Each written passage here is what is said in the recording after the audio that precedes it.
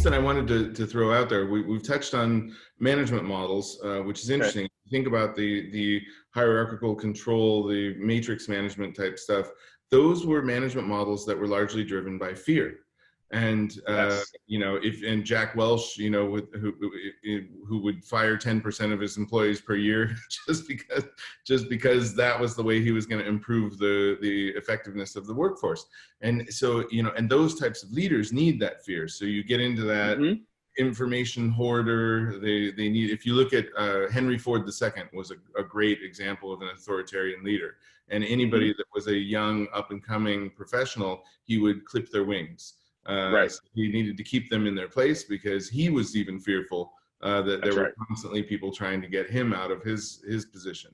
So those organizations that are driven by fear are never going to have this harmony. Whether it's a population or a state or a company or whatever, you're never going to get people to collaborate if fear is a driver of corporate culture. And so we've often said, and this comes from like Daniel Kahneman, prospect theory, and how you frame how people view their environment, and how bizarre people behave if they're in a situation of potential losses versus a situation of potential gains. And so we've said, any organization or any type of leadership or change has to happen by creating the right environment.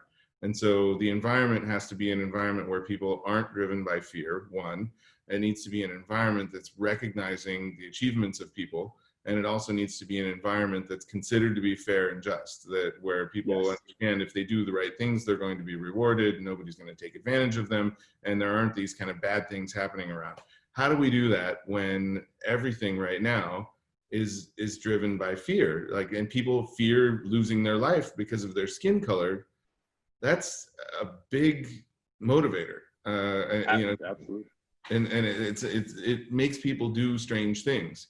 So I'd look at some of the protests where people are burning things and tearing down statues and things like that, and that's driven by fear.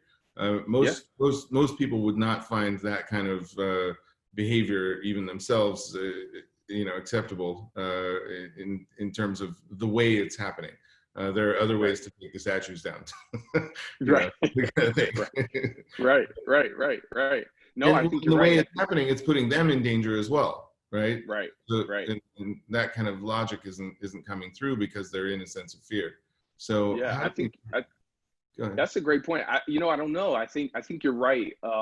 There's fear is a big driver. I think anger is another driver, right? I think both of those go back and forth, and sometimes you don't know which one is the most prevalent. And so how do we make those changes? I think a lot of organizations, the mistake that they're making is they're trying to flip the switch. They're saying, okay, we used to be authoritative. We used to manage that way. We see the value in, differences. And so that's our new thing. Well, it's already, like, you brought it up before, culture is hugely important. If it's already embedded in the culture that we don't work that way, we work in an authoritative context, then you can't just flip the switch tomorrow and say, you know what, I'm going to start treating everybody fairly. Because one, the people that have been treated fairly can't believe that that's going to happen, right? They don't trust it. Yeah, they don't. Yeah, trust is huge. And then the people that are flipping the switch, that are in these positions, there's so much that is wrapped up in their, in what they bring to the table, that it's almost impossible to say that that's what I'm going to do tomorrow. And so, again, as a strategy guy, I'm very methodical. I believe in the long game, which requires patience, which not a lot of people have, and I understand that. And so I think that it has to be something that we step back and we really think out of a plan, and we make wins to, at the end of the day, build this trust, right?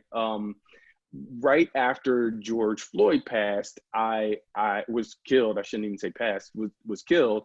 There was a big uproar around in the United States, and everyone started to put together diversity initiatives and things like that. And being the one of the few people of color, being one of the few Black people, I was asked to be involved in that, and I had my own issues and angers around that.